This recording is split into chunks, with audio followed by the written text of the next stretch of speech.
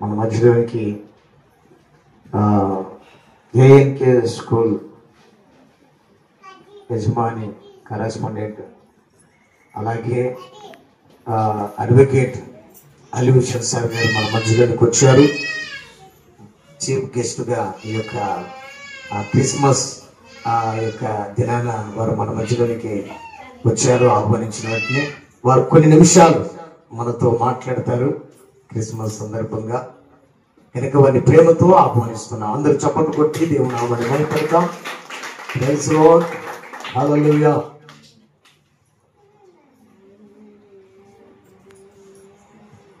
అందరికీ praise lord.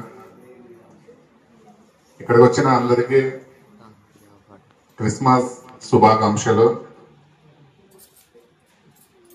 యేసు ప్రభు వారు ఇజ్రాయిల్లోని బెస్తెలంలో ఒక పశువుల పాకలో జన్మించారు. యేసు ప్రభు వారికి పశువుల పాకలో జన్మించవలసిన అవసరం ఏముంది? ఎందుకు ఆయన పశువుల పాకలో జన్మించారు?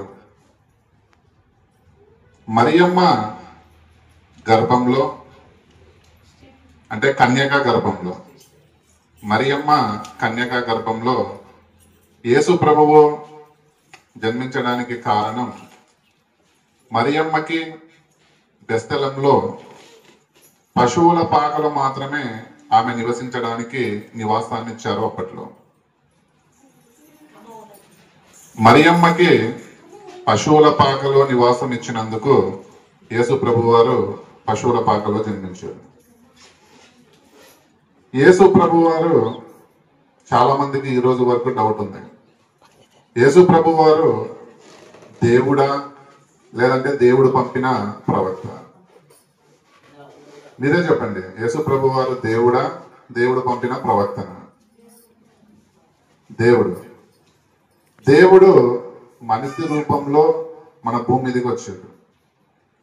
దేవుడు మనిషి రూపంలో భూమి మీదకి రావాల్సిన అవసరం ఏముంది అంటే, ప్రజలు వాళ్ళు చేసిన పాపాలు చాలా భయంకరంగా ఉండడం వల్ల మన భూమి మీద కొన్ని కోట్ల జీవులు ఉన్నాయి. ఈ కోట్ల జీవులలో దేవునికి ఇష్టమైన జీవి మానవుడు.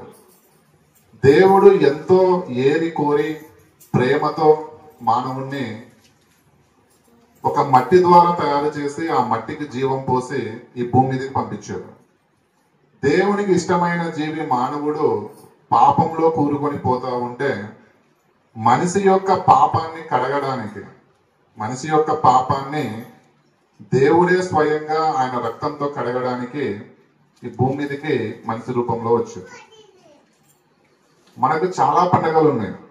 ప్రపంచంలో చాలా రకాల కులాలు, చాలా రకాల తెగలు, చాలా రకాల మతాలు ఉన్నాయి. కానీ ప్రపంచంలో ఉన్న 206 దేశాలు జరుపుకునే పండగ ఒక క్రిస్మస్ పండుగ.